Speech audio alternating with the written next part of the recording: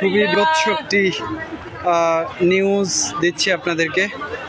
সেটা হচ্ছে এখান থেকে প্রচুর মৃত মানুষের গন্ধ পাওয়া যাচ্ছে, প্রচুর মৃত মানুষের গন্ধ পাওয়া যাচ্ছে।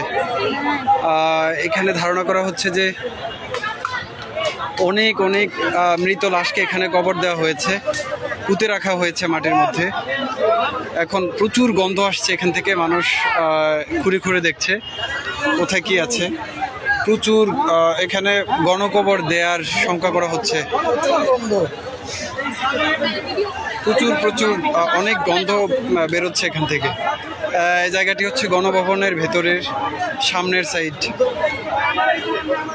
অনেক মানুষকে এখানে পুঁতে রাখার আলামত পাওয়া যাচ্ছে, আমি আপনাদেরকে একটু দেখাচ্ছি।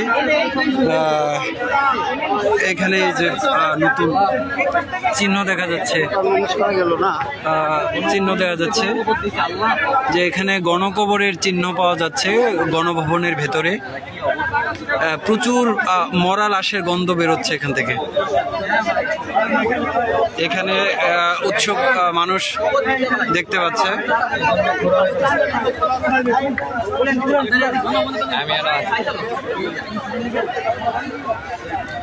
অনেক লাশের গন্ধ বেরোচ্ছে এখান থেকে।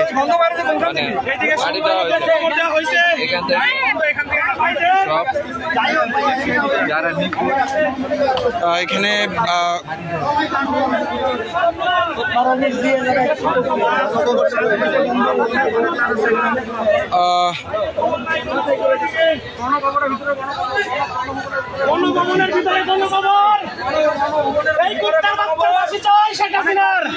ভাই এখানে আপনি কি শঙ্কা করছেন?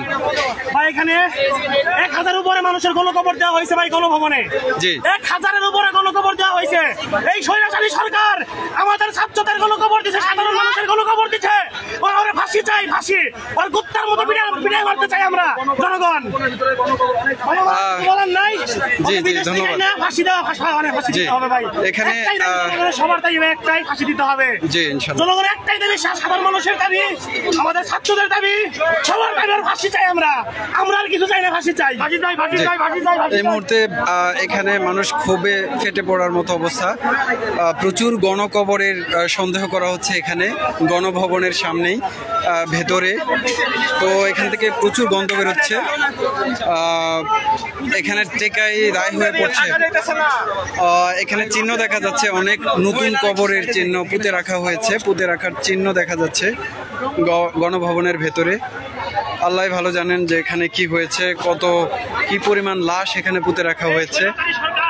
আশাবাদী সরকার আমাদের ছাত্র